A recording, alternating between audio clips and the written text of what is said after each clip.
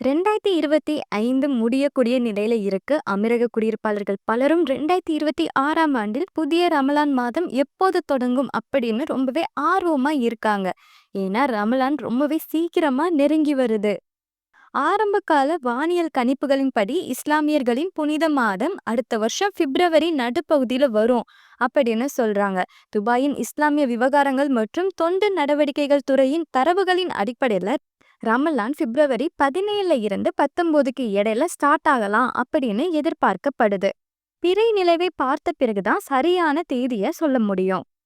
இஸ்லாத்தின் மிகவும் புனிதமான இரவுகளில் ஒன்றான லைலத் அல் கத்ர் மார்ச் 17, 2026 செவ்வாய்க்கிழமை நைட்டு வரும் அப்படின்னு எதிர்பார்க்கப்படுது. புனித குரானின் வெளிப்பாட்டை குறிக்கும் வகையில முஸ்லிம்கள் இந்த இரவை தொழுகையிலையும் பிரார்த்தனையிலையும் செலவிடுவாங்க. ரமலான் மாதம் மார்ச் 19 அடுத்த வருஷம் வியாழக்கிழமை முடிவடையும் அப்படின்னு எதிர்பார்க்கப்படுது. இது பிறை பார்ப்பதை பொறுத்து 29ல இருந்து 30 நாட்கள் நீடிக்கும். ரமலான் முடிவை குறிப்பது ஈத் அல் ஃபிதர் பண்டிகை நாளாகும். இது நோம்போட முடிவு குறிக்கும் ஒரு கொண்டாட்டம். அந்த வகையில ஈத் அல் ஃபிதர் 2026 வெள்ளிக்கிழமை மார்ச் 20 அன்னைக்கு வரலாம் அப்படின்னு எதிர்பார்க்கப்படுது. இது அமீரகத்தில் வசிப்பவர்களுக்கு ஆண்டோட ஒரு நீண்ட வார விடுமுறையை வழங்கும் அப்படின்னு சொல்றாங்க. ஏன்னா இது 3 பொது விடுமுறை நாட்களை வழங்குது.